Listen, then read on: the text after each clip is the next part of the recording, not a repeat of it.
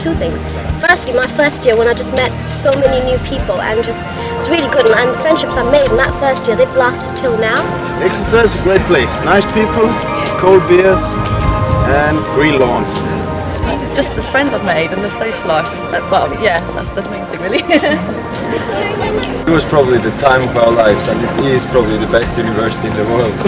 And it's a moment to remember.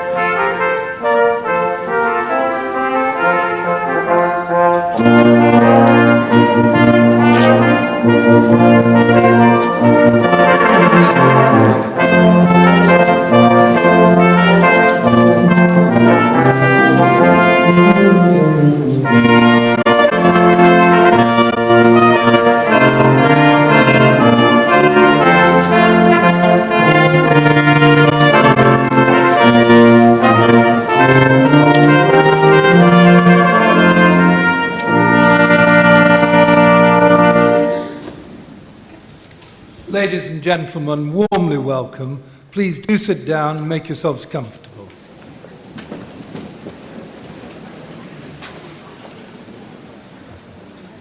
The welcome by our first year musicians, I hope, strikes the tone of this occasion. It is in one sense a formal recognition of all that has been achieved by those who graduate today. In another sense, it is an occasion of deeply personal, informal celebration, together with families, friends, other acquaintances, friends you've made during the course of your time at Exeter, on which you can truly relax and celebrate what is a great event, a defining moment, a stepping stone in life. I'm delighted that the weather is good here in Exeter. It's a joy to go around and see families picnicking, being photographed, looking at the lovely sculpture walks, because in every way, I know I would like all of you to remember today, as I shall never forget my own degree day, a day that I approached with surprise, relief that I'd reached the tape, total disbelief on the part of my parents that I'd got there, but nonetheless united in complete happiness on the occasion.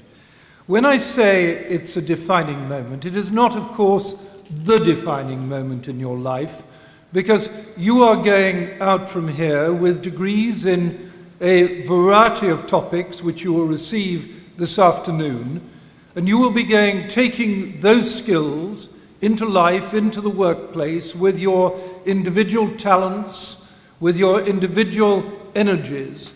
And what you do as new graduates of this university will contribute each in your own way to shaping the life of much of the first half of the next century. And that is a challenge. It's a challenge in a world of ever-increasing communications, with the dissemination of knowledge, with globalization, with an intensely rapid pace of change. I would think it unlikely that many of you will hold any one job for life. What you will hold, no doubt, is a series of jobs, the opportunities for which will arise during the course of your career, and which you simply cannot now always in any sense predict. And what we cannot do is plan our own destinies beyond a certain extent, because in the end, fate takes a part in shaping what we do. But within this lifelong learning, I know whether formal or informal will be a part.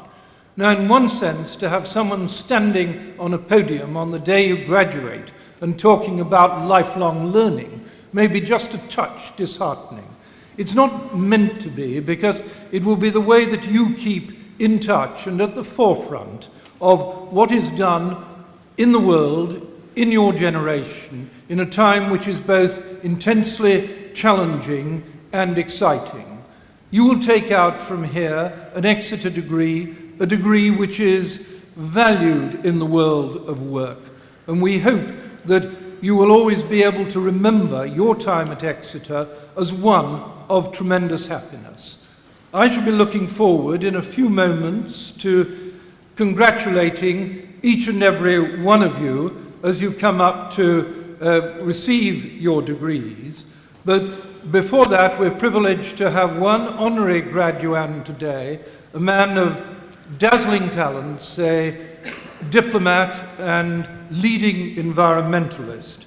And I now call upon the public orator, Professor Tim Gorringe, to present the honorary graduand, Sir Crispin Tickell.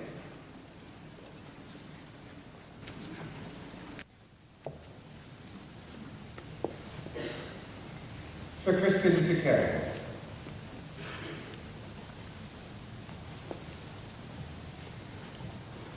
At some stage, this week or next, the Earth will see its 6 billionth inhabitant, a figure which represents a doubling since 1950.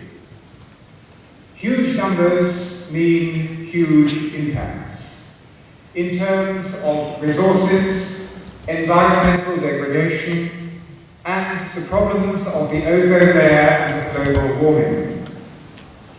What we call the environmental crisis constitutes, I am convinced, the key ethical problem for the 21st century, and therefore the central problem which many of those graduating today will have to deal with in their lifetimes.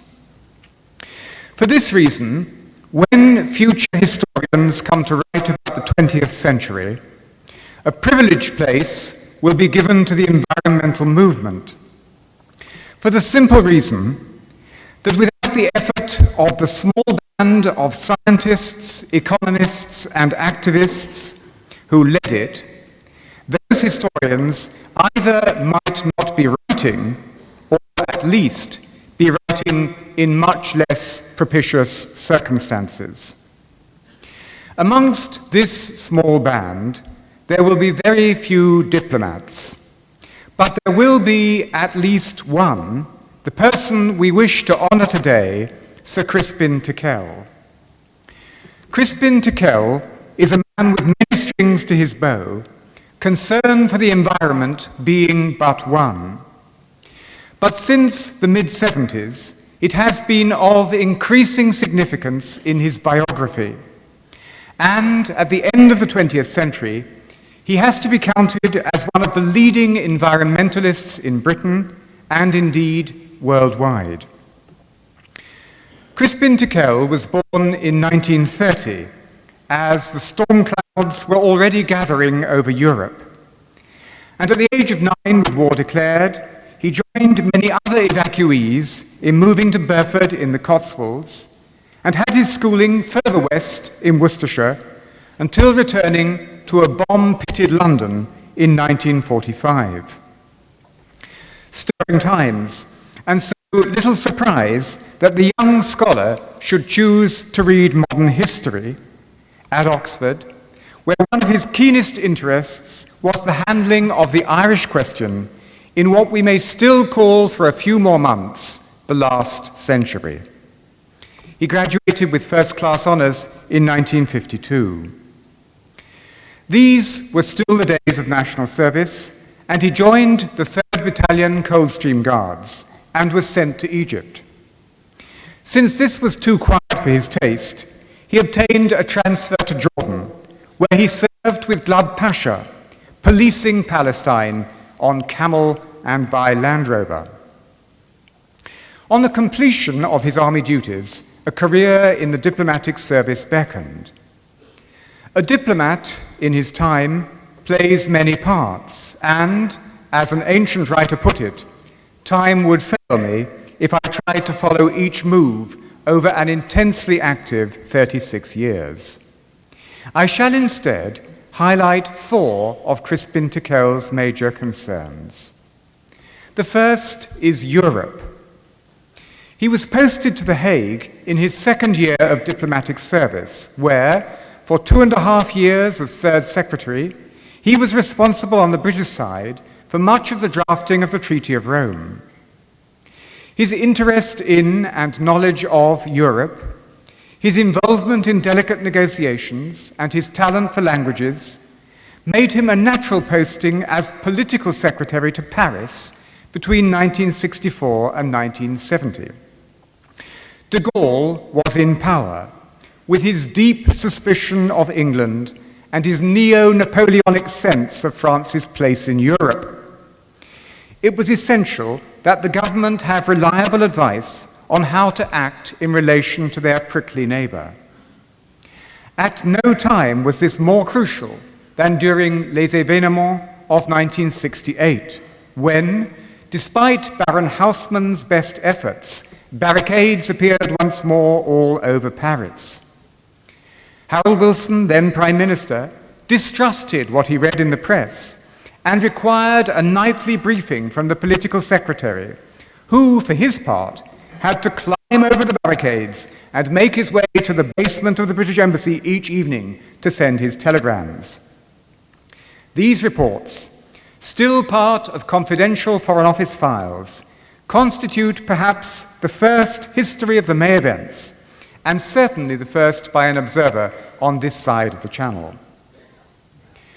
Europe remained the centre of his interest when, between 1970 and 1972, he was private secretary to successive ministers responsible for British entry into the European community. And in 1977, he returned to Europe for 4 years in Brussels as chef de cabinet to Roy Jenkins, then president of the Commission of the European Union. Work for European cooperation, then, I studiously avoid the more loaded word integration, has been a central part of Crispin Tickell's life. A second major area of concern has been Latin America, and especially Mexico. His very first job in the diplomatic service in 1954 involved negotiating the sovereignty of the Antarctic territories with Argentina. 1958 saw his first posting to Mexico as commercial secretary, which gave him the opportunity to travel widely and to get to know and love the country. He learned fluent Spanish and, as an historian with an increasing interest in paleontology, acquired a knowledge of pre-Columbian Mexico. That this was no idle hobby was recognized when, in 1976, no less a historian than Arnold Toynbee invited him to contribute a chapter on pre-Columbian notions of life after death to a book on that theme. In 1981, he returned to Mexico as ambassador, arriving just in time for the Falklands War. His knowledge of the issues, of the country and its people, meant that he was able to keep Mexico in a middle position during this conflict, appearing on Mexican television every night to explain the British point of view. Hardly surprising that he was knighted in the following year. A third strand in Crispin Tiquel's life has been peace and war. Between 1972 and 1975, he was head of the Western Organizations Department at the Foreign Office, engaged in negotiations for arms reduction and European security. As British Permanent Secretary to the United Nations and Permanent Representative on the Security Council between 1987 and 1990, he was responsible for negotiating agreements on the sovereignty of the Falklands and involved in negotiations for the end of the Iran-Iraq War, the withdrawal of both Cubans and South Africans from Namibia, and the end of the conflict in Cambodia. Also during this time, Saddam Hussein chose to invade Kuwait, and the Permanent Secretary was necessarily involved in the mobilization of forces to remove him. Finally, I conclude where I began, with the environment. In 1975, he took a year's sabbatical as a fellow at the Center for International Affairs at Harvard University. Unlike other diplomats, he did not choose to write about the events in which he was involved, but instead researched and wrote his first book on the environment, Climatic Change and World Affairs. He argued that post-industrial human beings have a unique capacity to damage the planet in serious ways.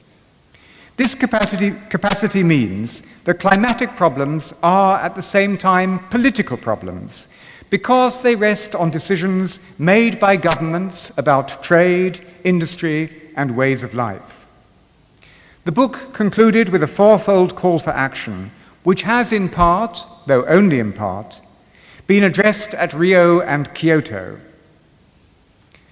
Environmental education has been at the center of Crispin Tiquel's attempt to change attitudes and brought him to Exeter once before in the mid-70s.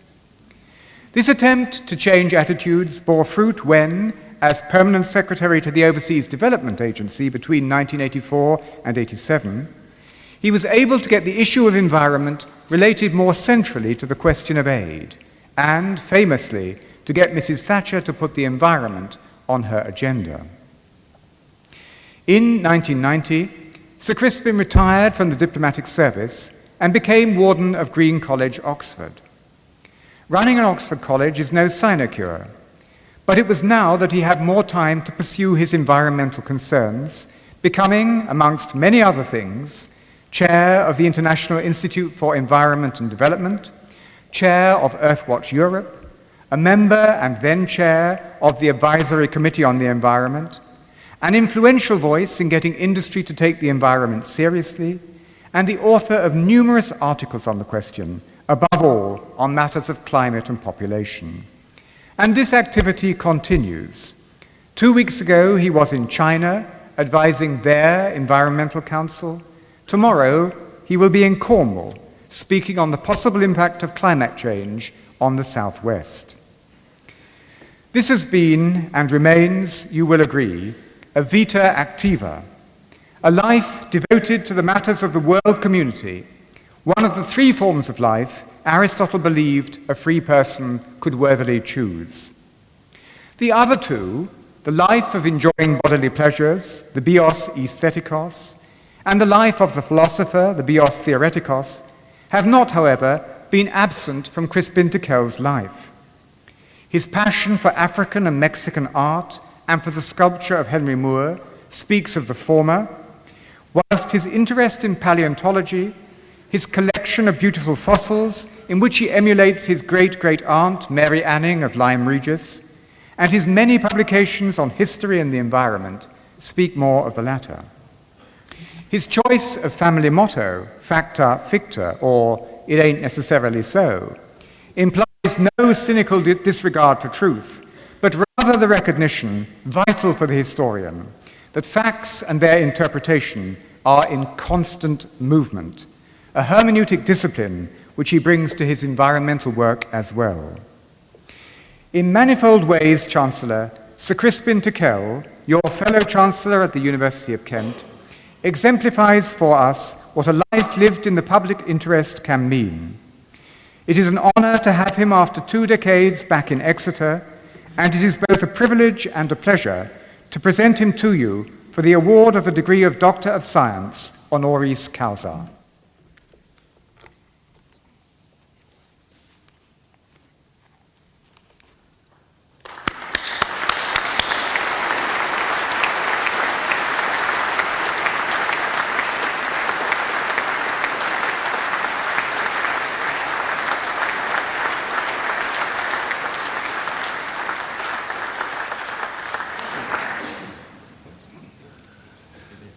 I now call upon Professor Anthony Ragg from the School of Engineering and Computer Scientists to present candidates for awards from his school.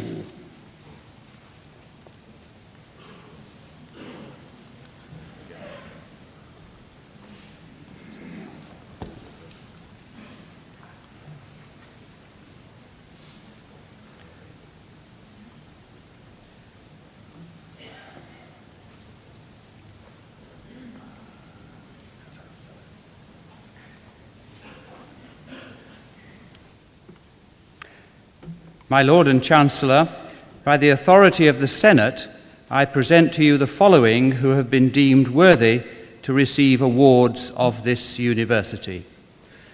For the degree of Doctor of Philosophy in Computer Science, Jamal Alid.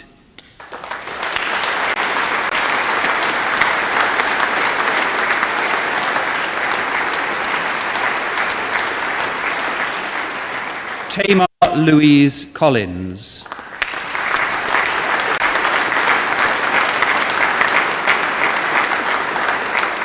Tamarin Stable Menia.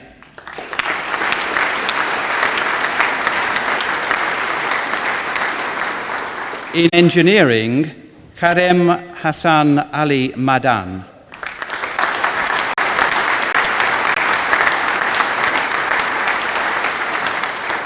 Olivier Francois Joseph Murick.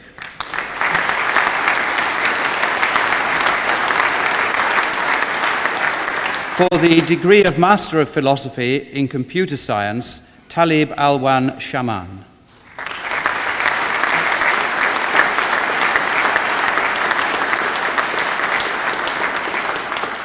For the degree of Master of Engineering European in Engineering, Pavel Kowalczyk.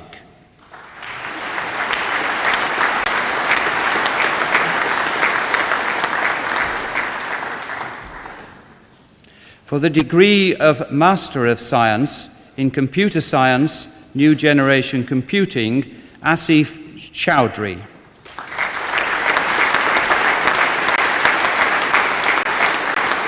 Susan Janet Haynes.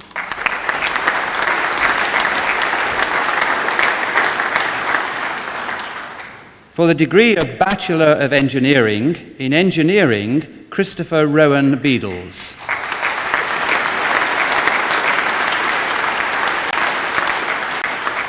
Martin Edward Kolek.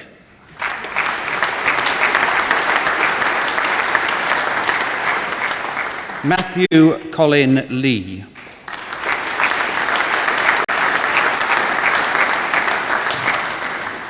Glyn David Lockyer.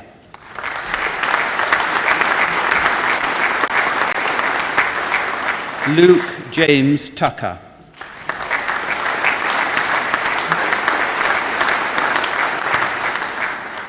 For the degree of Bachelor of Science in Cognitive Science, Catherine Callanan.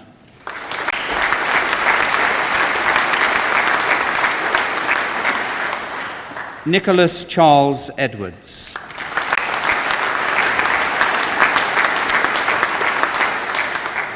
Gillian Lazelle.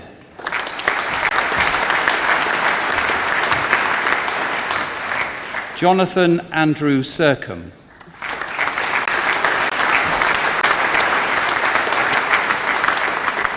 Richard James Taylor.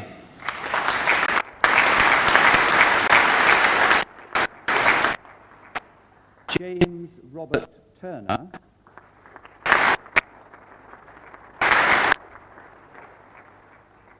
Hannah Webb,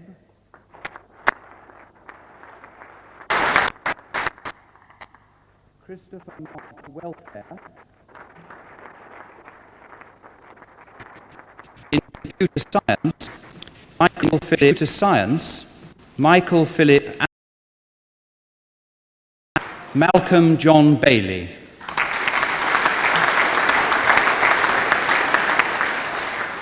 Aidan Darrell Beeson.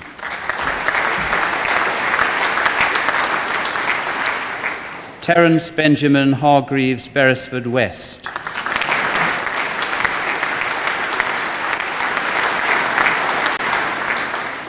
Alistair Charles Binns.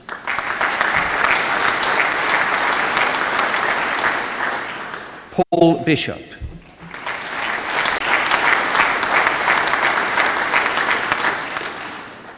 Conrad Alexander Bloor.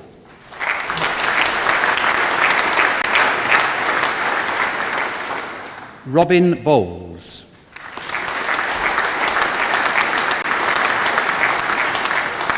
Sarah Ann Sue Ling Bond.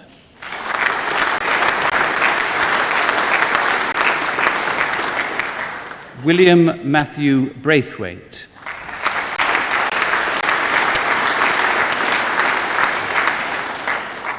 Morris Ivor Buxton.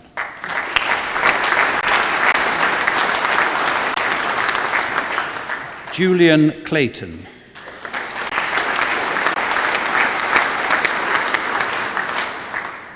Timothy Roy Cooper.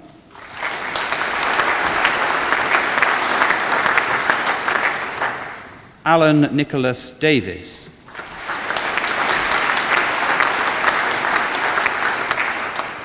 Matthew James Everard.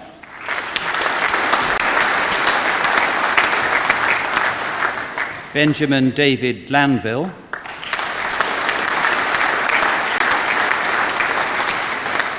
Nicky Thomas Hart.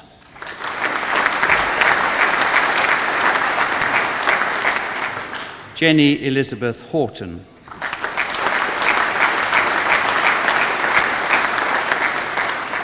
Peter Leslie Hawkins. Ricardo Martinez.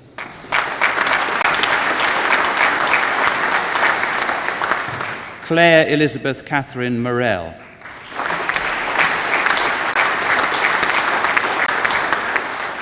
Samuel James Rankin.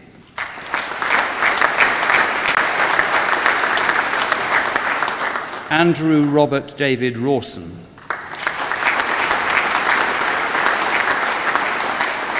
Ian Michael Renfrey. Lawrence Roberts.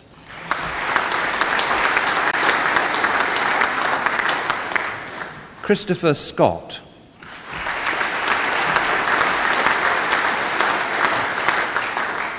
Christopher Michael Scutt.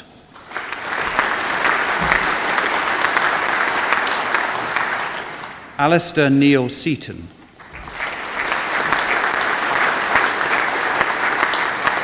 Neil Thomas Sewell.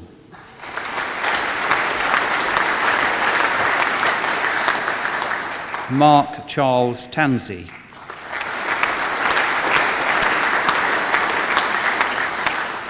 Marlin Erica Altin.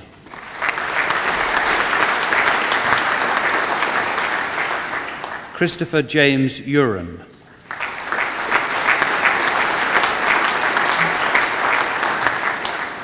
Emily Mary Ward.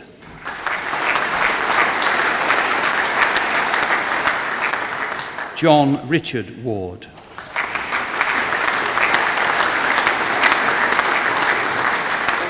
Faye Louise Wright.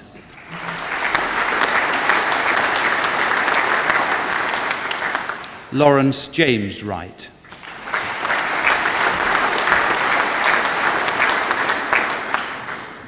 In computer science with management science, Syed Basitur Rahman.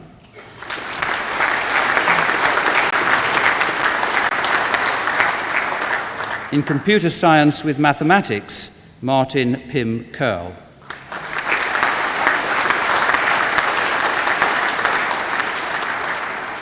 In computer science with statistics, Michael John Cayley.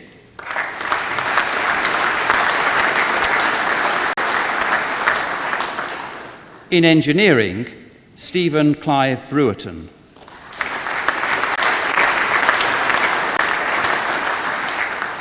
Stuart James Campling.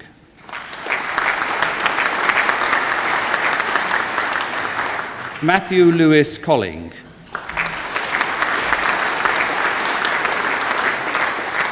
Richard Paul Davies.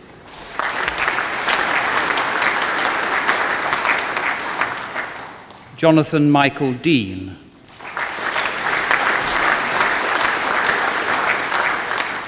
Thomas William Fagg.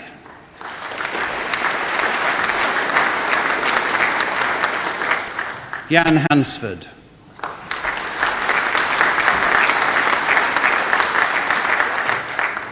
Paul Anthony Hatcher.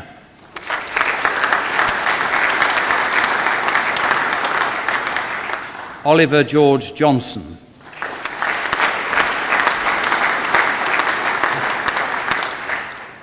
Andrew John Lane.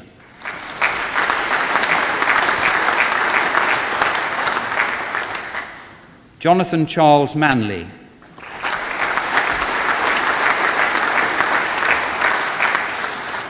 Robert Carroll Marek.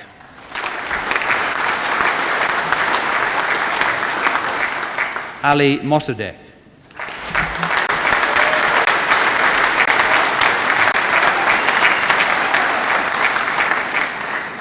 In media computing, Miles Green.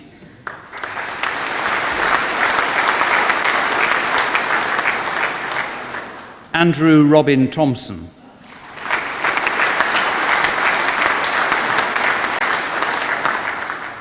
Robert Whitby.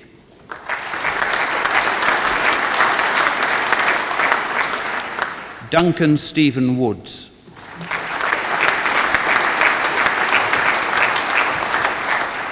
For the degree of Master of Engineering in Chemical and Process Engineering, Mark Edward Apsey.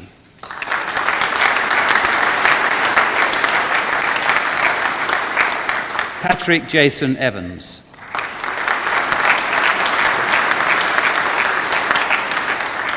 David Allen Henderson.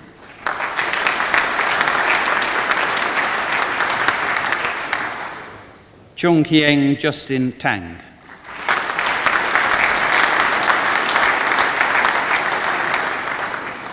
Loong Ching Wong.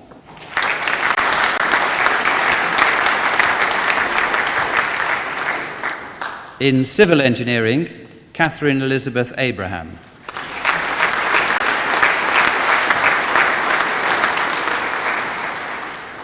Bernard Bonfiglio.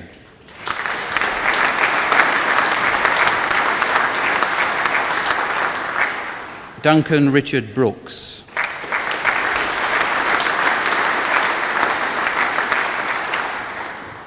Cynthia Chow.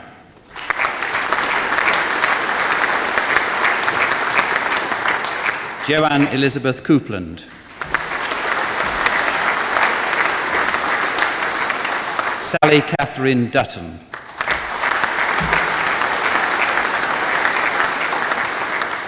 Alan Richard Griffin.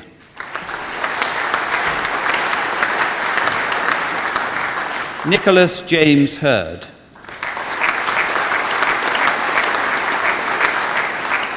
James Alistair Yent.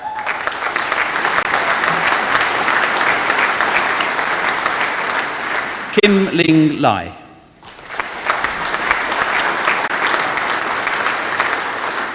James Edward Lawrence.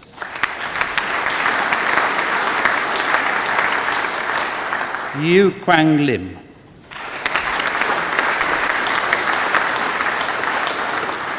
Seiboon Simon Lowe.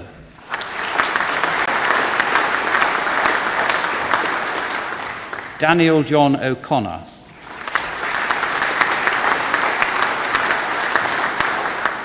Richard Pinnegear.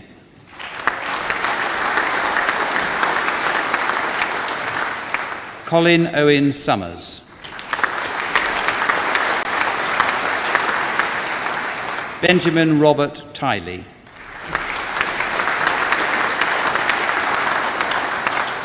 Lok Ping John Yong.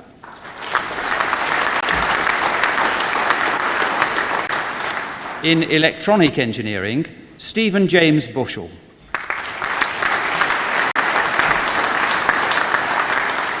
Julian Kevin Chown. Neil Robert Crawford.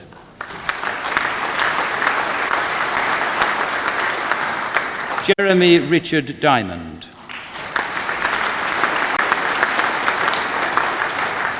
Simon Benjamin Gauntlet.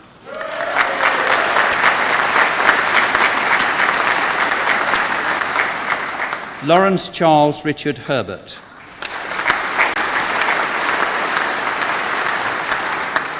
Rhys Owen Jones. Malcolm Stewart Niven.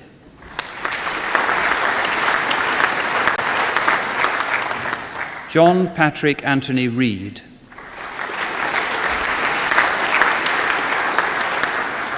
James Leo Richardson.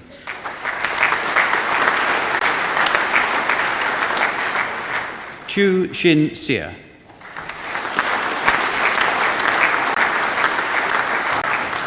Robert Campbell Thorpe.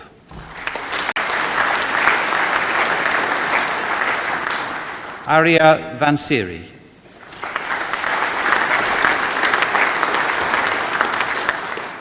Owen Thomas Godfrey Williams.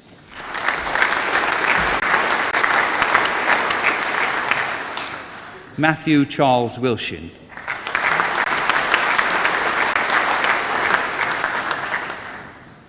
In engineering and management, Calvin George Bailey.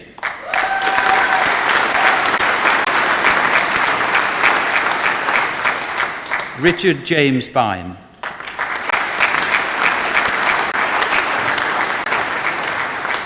Jake Paul Frederick Brown.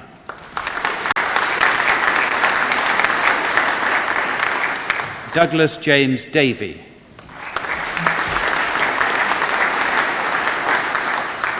Toby Hugh Fairgrieve.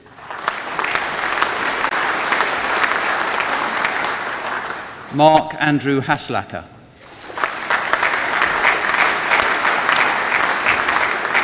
Matthew James Johnson.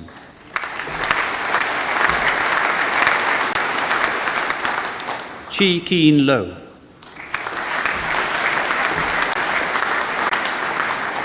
Michael Joseph Long. Keith John Philip Menadue.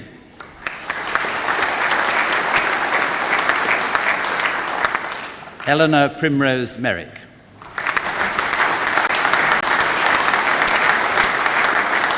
Ian John Sexton.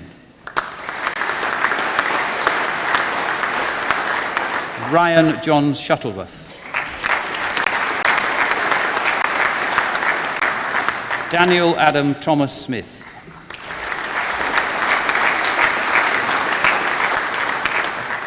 In mechanical engineering, Martin James Anthony. Simon Daniel Bratcher.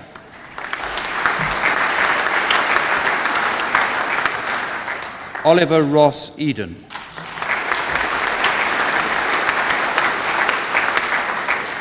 Carl James Evans. Toby Sean Farrell. Stephen Frost.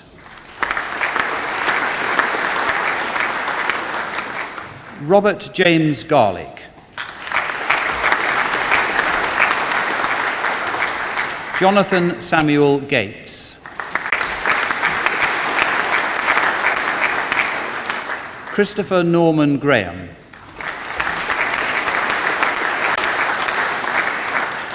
Rupert Lawrence Howell. James Hunneman.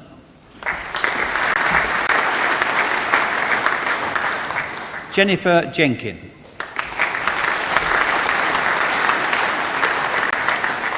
Owen Rees-Jones.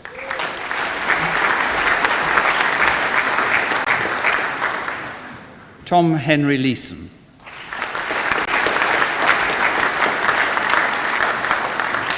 Timothy Richard McIver.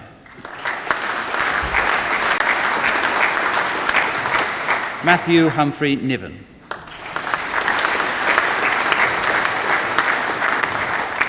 Mohammed Karol Nizam Ramat.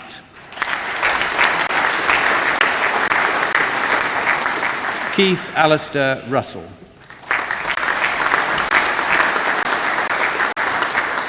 Nicholas James Street.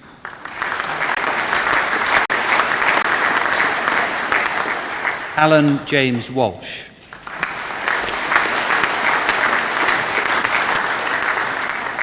And Louise Whitbread.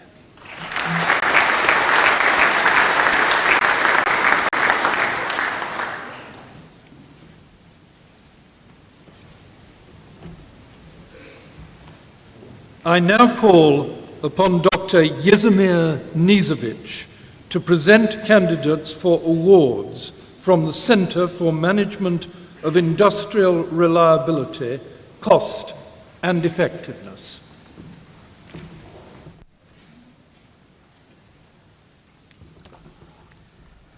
My Lord and Chancellor, by the authority of the Senate, I present to you the following who have been deemed worthy to receive awards from this university. For the degree of the Master of Science in Logistics Engineering, Richard Ian Bateman.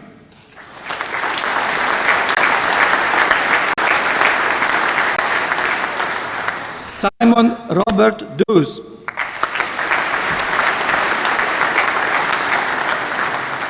Jeffrey Allen George.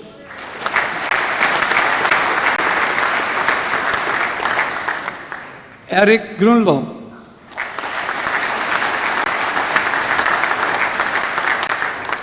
Stephen James Hardy.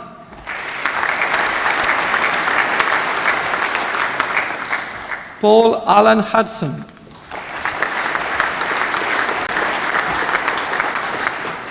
David John Piercy.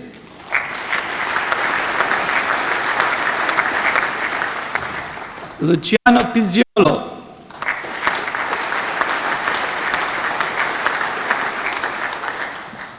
Rhys William Power.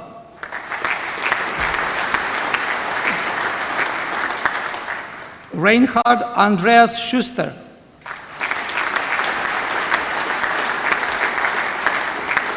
Andrew Mark Tamlin. Michael John Turner. Patrick Welsh.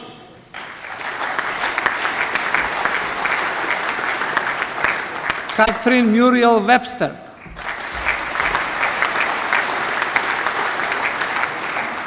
Philip George Warrington.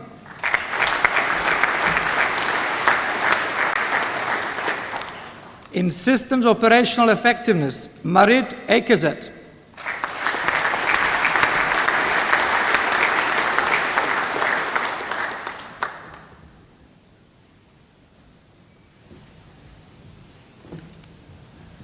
I now call upon Dr. Jonathan Barry from the School of Historical, Political and Sociological Studies to present candidates for awards from his school and in modular studies. My Lord and Chancellor, by the authority of the Senate, I present to you the following, who have been deemed worthy to receive awards of this university. For the degree of Doctor of Philosophy in Politics, Sebastian Peter Thomas Eyre.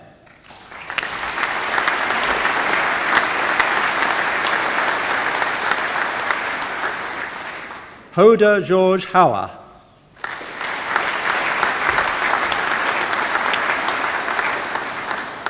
Rezul Yalsin.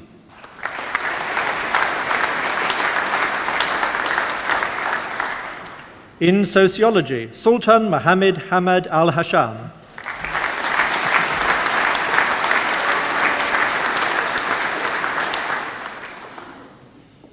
For the degree of Master of Arts in European Studies, Eilert Jochen Barfuß.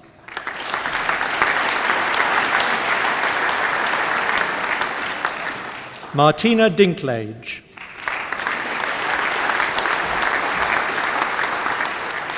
Justina Elżbieta Docinska.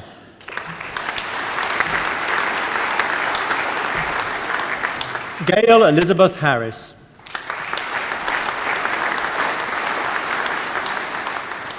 Richard Hyman.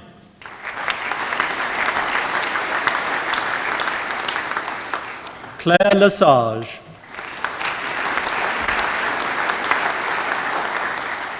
Beata Pawlowska.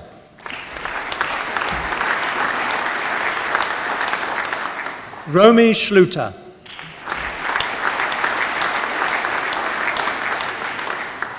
Paula Teresan.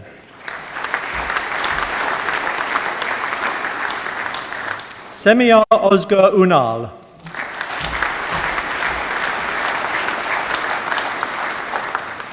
Double degree with the Magister Sociologii or Specjalności Europejskiej of the Universität Jagiellońskiej, Krakow.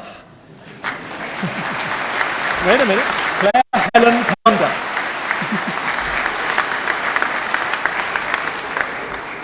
You'll hear it again later. A double degree with the Certificate d'études européennes of the Institut d'études politiques de Rennes, Anna Lewandowska.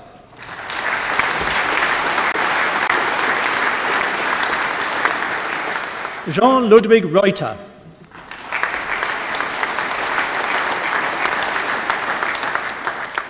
The double degree with the Maestría de Estudios Ibero-Americanos y Portugueses of the Universität de Salamanca, Clorinda Mary Goodman.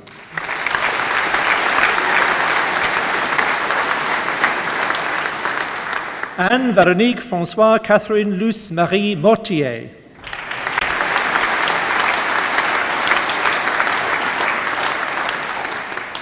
In history, Wendy Margaret Hocking.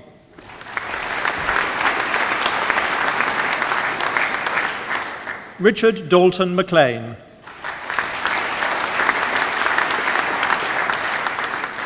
Nicola Louise West. In international relations, Ida Hemdan Al-Wazinami.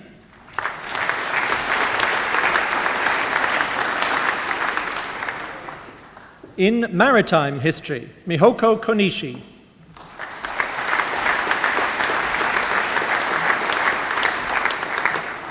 Alastair Robert Wheeler.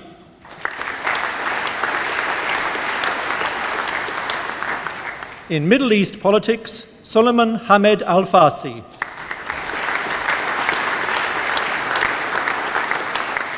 Hamoud Hamed Al-Kalbani.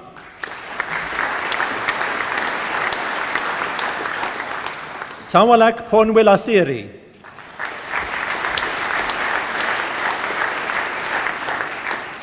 In Middle East politics, Jerusalem studies, Abdul Halim Ibrahim Abu Shamshah.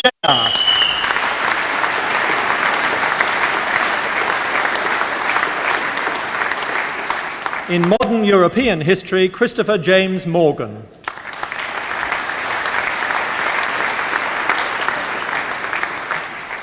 In naval history, Nicholas John Keithley.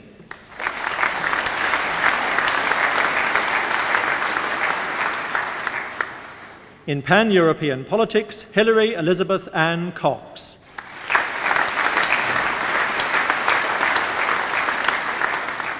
Alistair Paul Williams.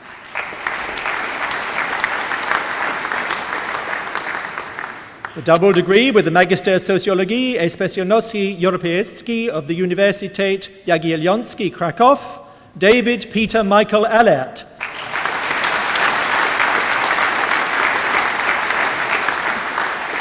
Elizabeth Ann Frost.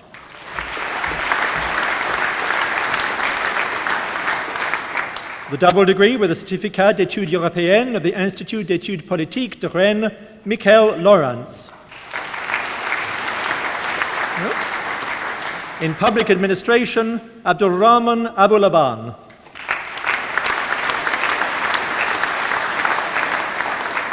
Fergal Jonathan Corcoran.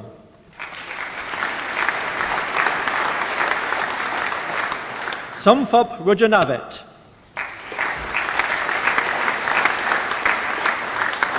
Tanya Louise Wigham. Yong Soo Yoon.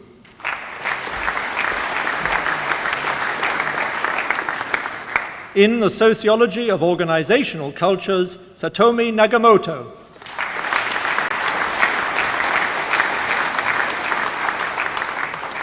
For the degree of Bachelor of Arts in History, Beth Louise Alcock. Abigail Catherine Teresa Andrews. Alexandra Badlan. Daniel James Balmer.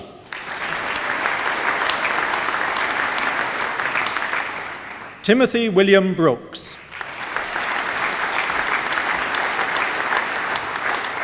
Catherine Jane Broom. Jason Charles Button.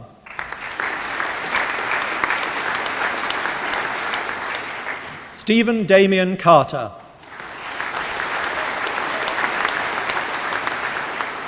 Nancy Shah Chanel.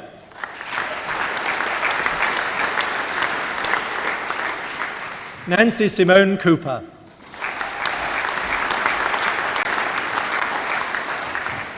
Rebecca Lucy Lyle Crosby.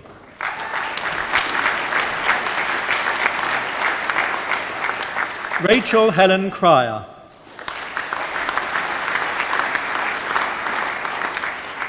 Hannah Cunliffe.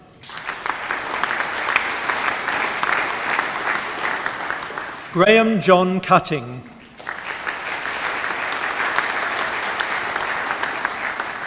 Jonathan Mark Davies.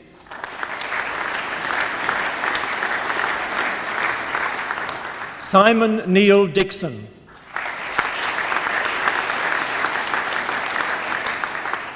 Matthew Michael Emery.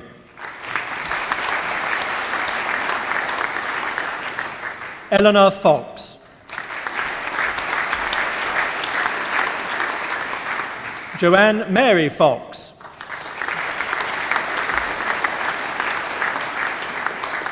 Stephen James Gardner.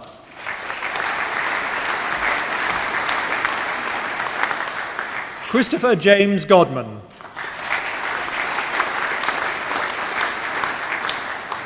Victoria Helen Jane Gould. Emily Alexandra Hayward.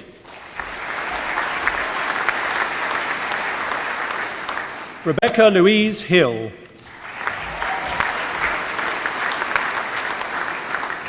Camilla Alice Jewson.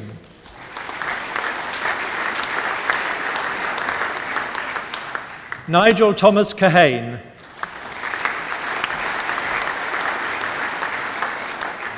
Jacob McAdam.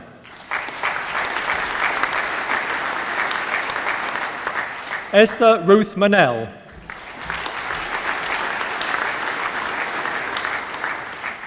Catherine Elizabeth Murphy.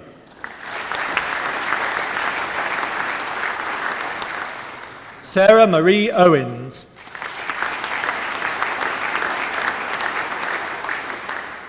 James Presdy.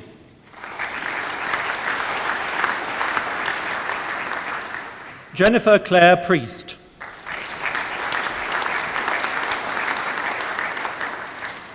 Elizabeth Roberts.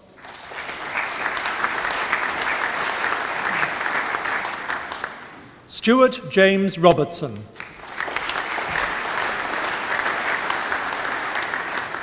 Jenny Claire Robinson.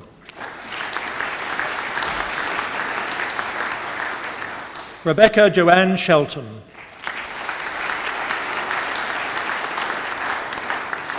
James Herbert Shopland. Graham Stewart Snell.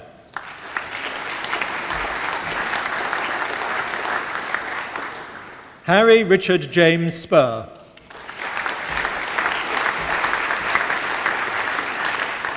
Robin Stephen Street.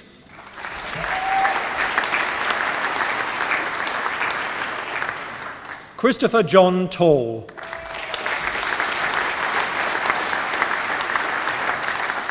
Richard Harry Turnell.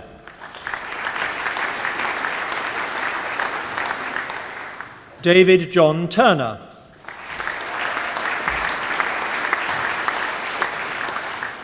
David James Waller.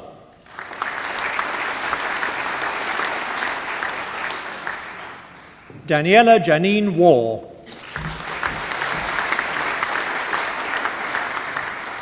Gary John White. Christopher David Williams. Rebecca Louise Williams.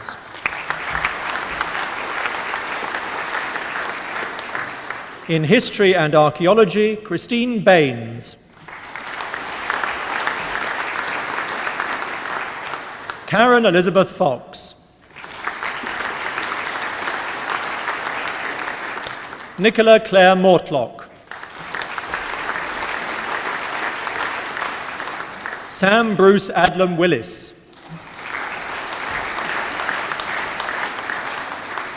In History and Modern Languages, French, Benjamin Llewellyn Davis.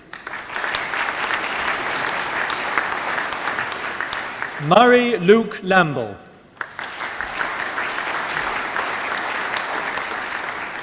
Holly Abigail Tinsley.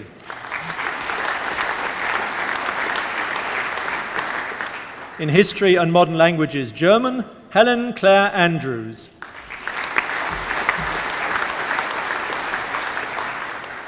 Jennifer Claire Lloyd.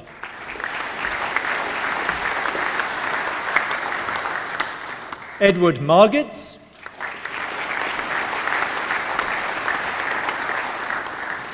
Catherine Shan Smith.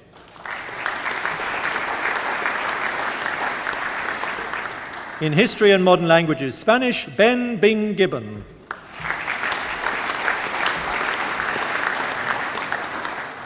Rebecca Joy Smith. In History and Politics, Miriam Azar.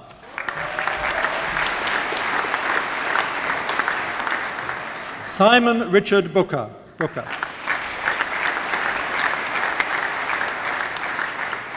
Samuel William Bryan. Daniel John Conway. Mattie Francesca Fraser Cook.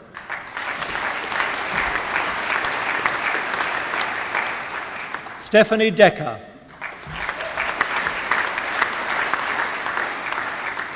Graham Harvey John Dunning. Fatima Stina Ereba.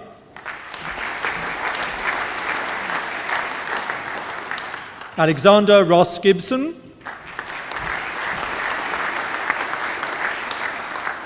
Annette Haupt.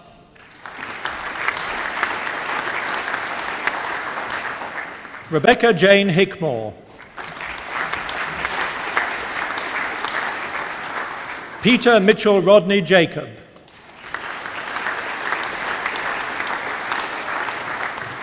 Michael David Lear.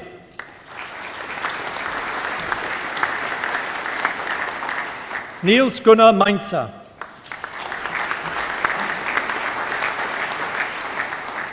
Rowena Elizabeth Morgan.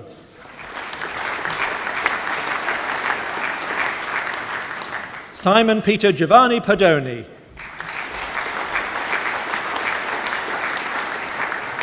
Charlotte Jean Proven.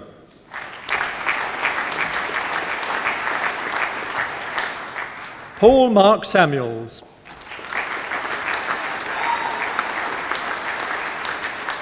Matthew Philip Sheridan.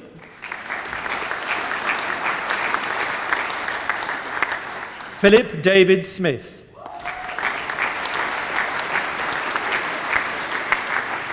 Andrew Rees Thomas. In History with European Study, Jennifer Adrienne Elizabeth Burns.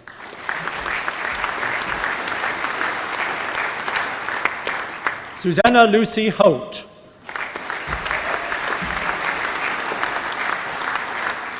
Leona Elise Otti.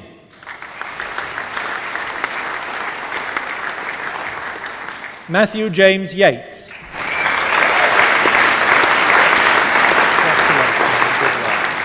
For the degree of Bachelor of Arts in Social Studies, in History and Society, Alexandra Margaret Battle.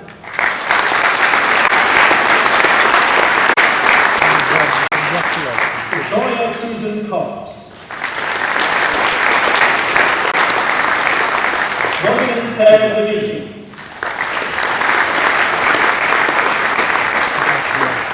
Joanna Patricia Duncan. Stuart Fleet. Marcus Edward Foster. Dora Carmel Harnett.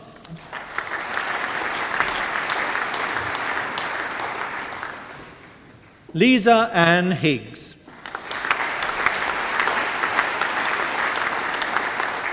Alexandra Joan Newman.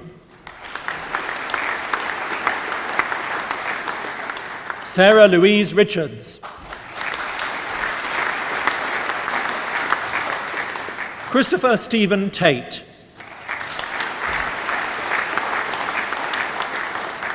Nicola Jane Vilmater.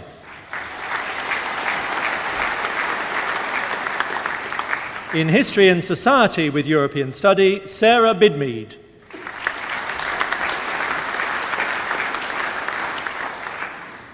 In Politics, Alexander Robert Bowles.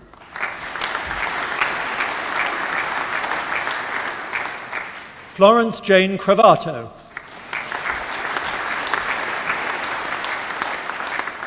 Malcolm Stewart Duckett.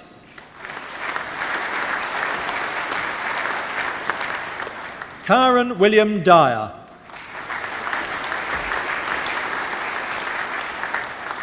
Kate Louise England.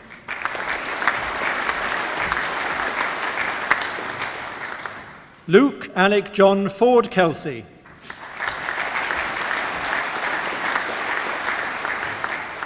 Richard Stephen Foster.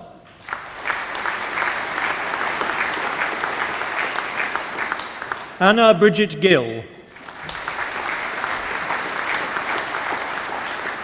Jane Karina Jorgensen. Arjunan Kulasagaram.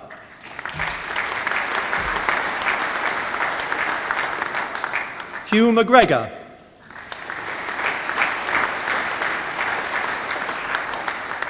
Michael James Marshall.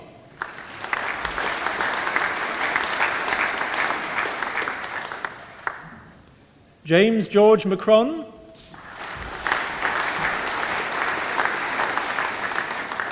Benjamin Edward Norman. James Barry Offer.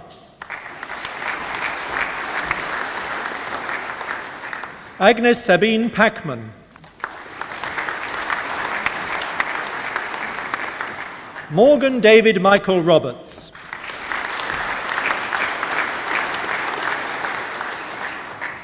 Laura Robbins.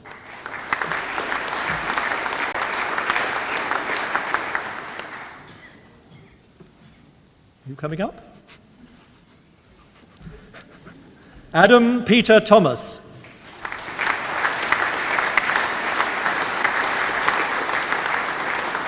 Aima Osman.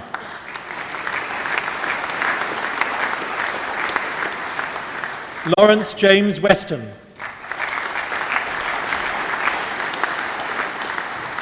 Andrew Nicholas Whitby Collins.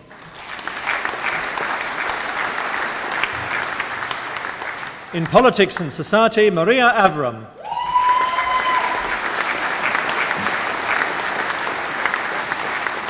Sandra Elizabeth Ayres.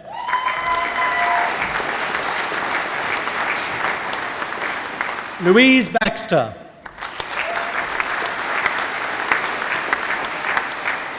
Andrew James Alistair Dunn.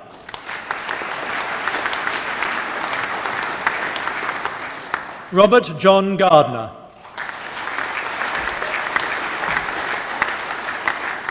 Matthew Peter Hall.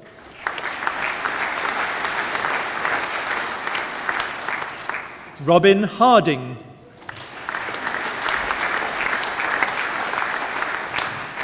Craig Stephen Marcham. Alexandra Jane Seymour Griffin.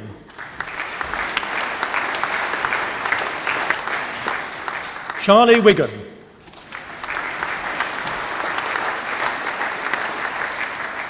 In politics with European study, Saskia Rhoda Fane Harvey.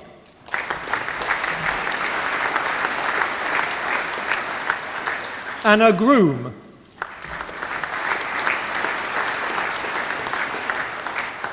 Pia Vetter.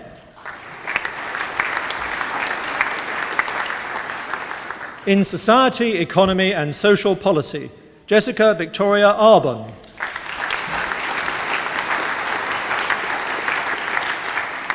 Patricia Sharon Clayborough.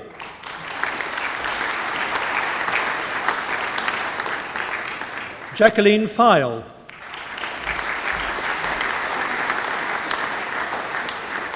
Stephanie Hall.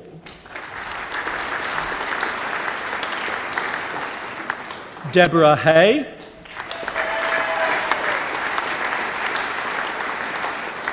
Cassandra Rose Newland.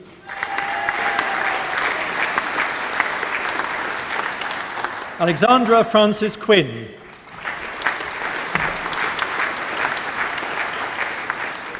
William Roberts. Louise Catherine Seamer.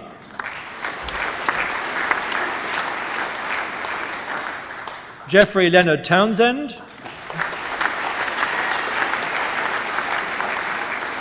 James Stewart Turner.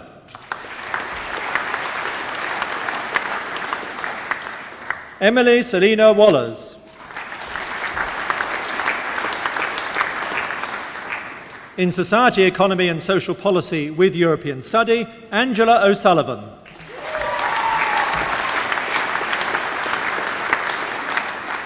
In Sociology, Emma Catherine Baker. Bernadette Bird. Mallory Claire Brown. David Vincent Bryan.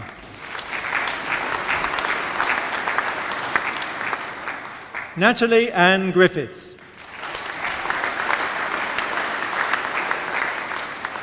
Jonathan Jolyon Hanson.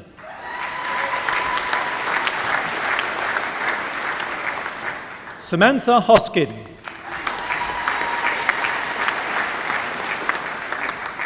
Michelle Elizabeth Hunt.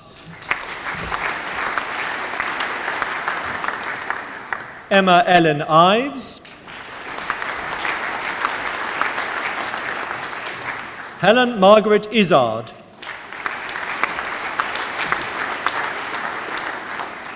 Emma Louise Johnson.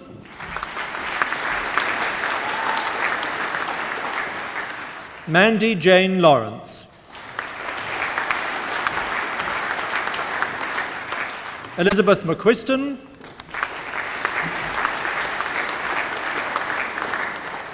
Victoria Ann Murray. Simon Benjamin Austin Phillips.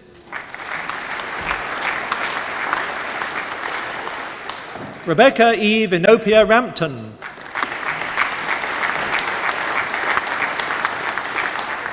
Lisa Marie Rossborough.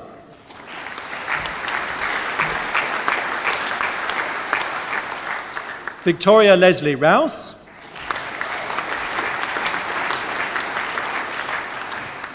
Rosemary Ann Soper.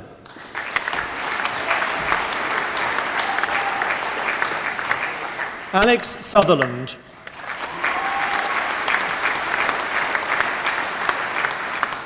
In Sociology with European Study, Zoe Samantha Reedy.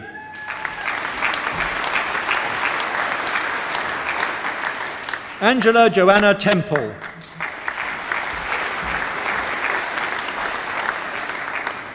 For the degree of Bachelor of Arts in Social Studies in Law and Society, Carolyn Elizabeth Bird.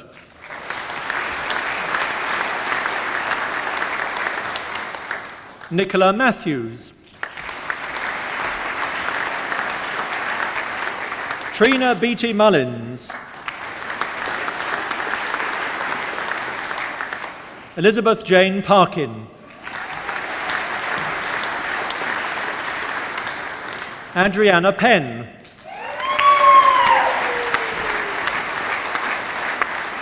Geraint Luke Stoneman.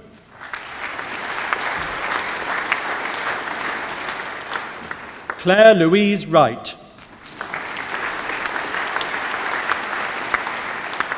For the degree of Bachelor of Arts in Historical and Political Studies, Jonathan Edward Fletcher.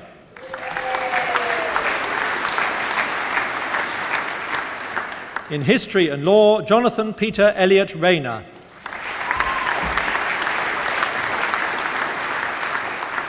In History with Politics, Joanna Sarah Summers. In International Politics and European Languages, Andrew Jason Benfield. In Politics and Theology, Benjamin Hugh Carter.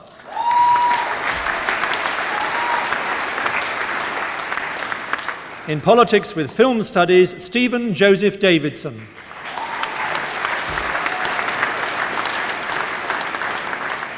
In Politics with History, Lucy James.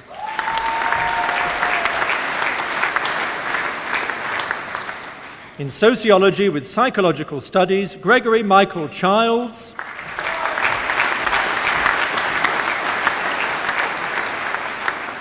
Michael McDonnell.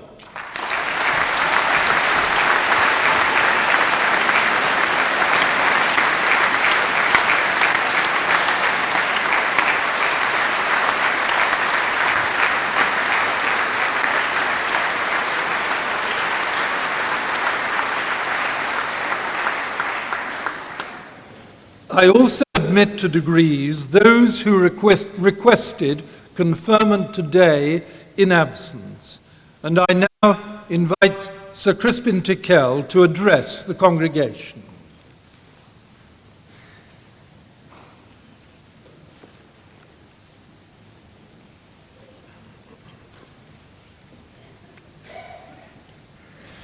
Most Honourable Chancellor, ladies and gentlemen, first I should thank the public orator for a very flattering introduction, in which I should perhaps remind you that I am human.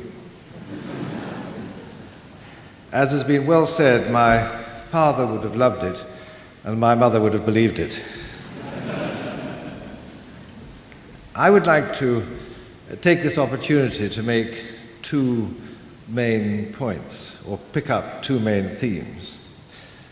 The first is how very generous of this university to give me an honorary doctorate of science, because you will have noticed from that account of my career and activities that I have no science degree, and in no way can I claim to be a doctor of science who has earned his degree in the way that the students who come up this afternoon have earned their degrees.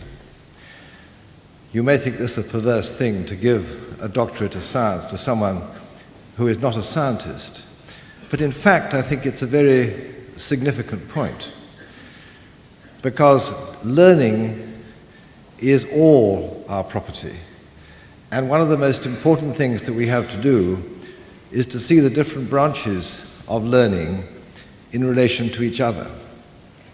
I have spent a good deal of my time prying into other people's affairs, and in particular into prying into other people's academic disciplines. I think it very important that at a university which is truly devoted to learning, The academic should not be allowed to sit in their academic boxes, not know what the next academic is doing in his little box, and blink when the light is shone when someone opens the lid. So the interdisciplinarity of learning is something which I think is particularly important. And I'm very gratified and pleased that this university, which is known for the sheer scope of its academic curriculum and the kind of mixtures of disciplines that we've heard today, this university should decide to honor me with a doctorate of science. I can think of nothing more important than that people should be able to communicate across the barriers of science. If I can just mention that yesterday I was walking down a street in London and I walked into the Astronomer Royal, a person with whom I've known in other circumstances in other times. And it was good of him to tell me about his latest work on dark matter between galaxies. And I think it's important that I should have been able to understand what he was talking about.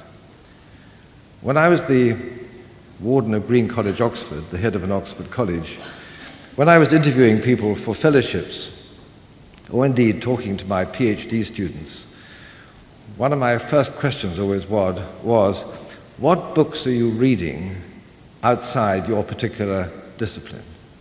And some were able to give me instant answers. Some would reply something like, well, hockey. Well, I don't count that. It's surprising how many people aren't reading books outside their discipline.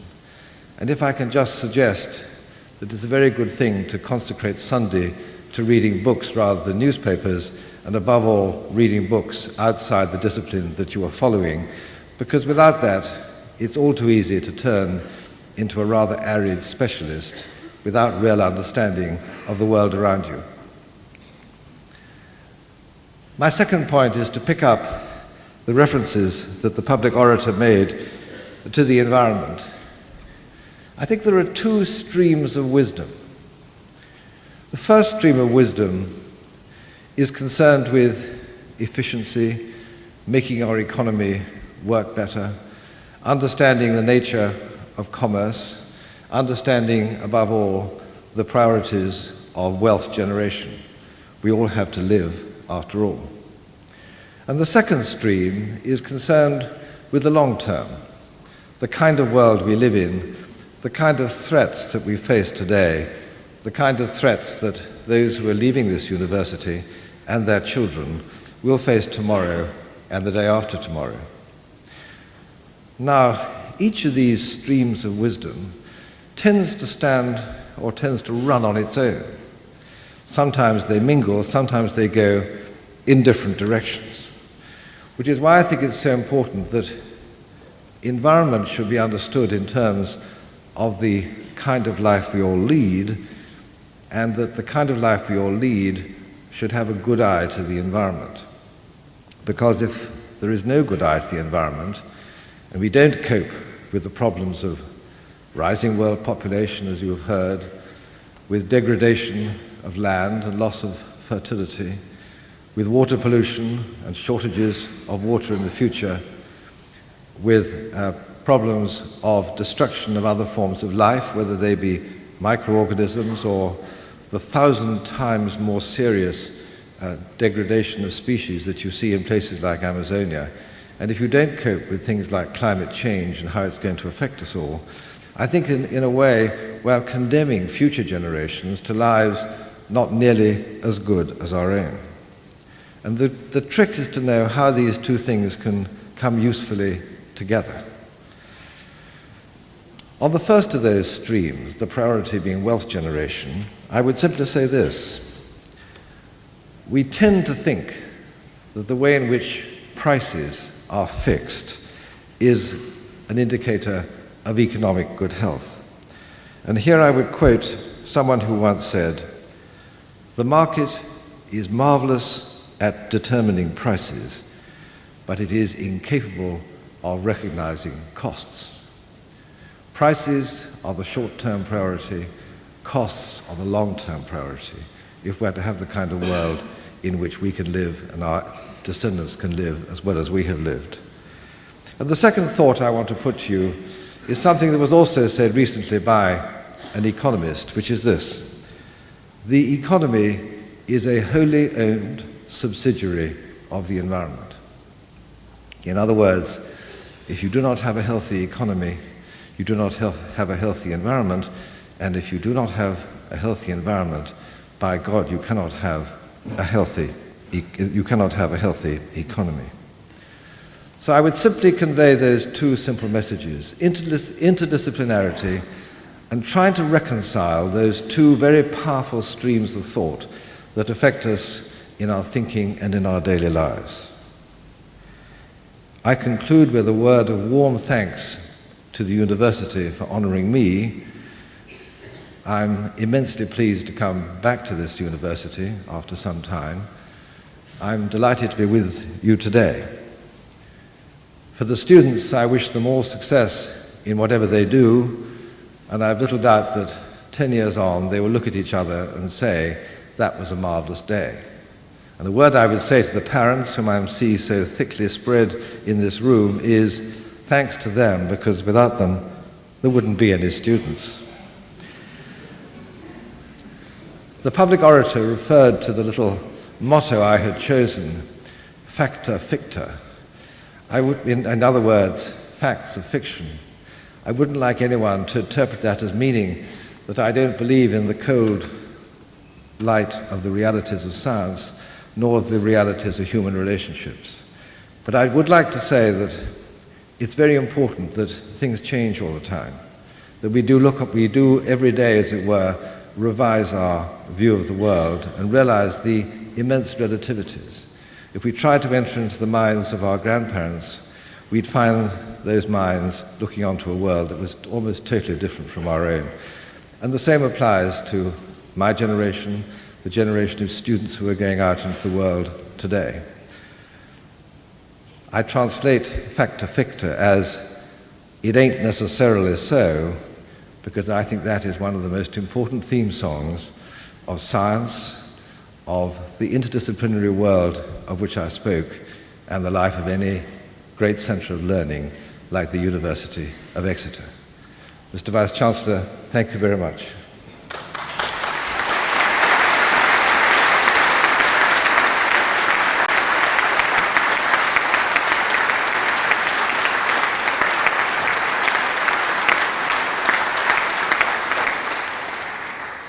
Sir Crispin, thank you very much, and thank you for raising all our horizons to some of the issues that will be increasingly in the forefront of thought, increasingly in the forefront of development, perhaps even in the forefront of Sunday newspapers during the first half of next century, during the time in which you will be leading your lives.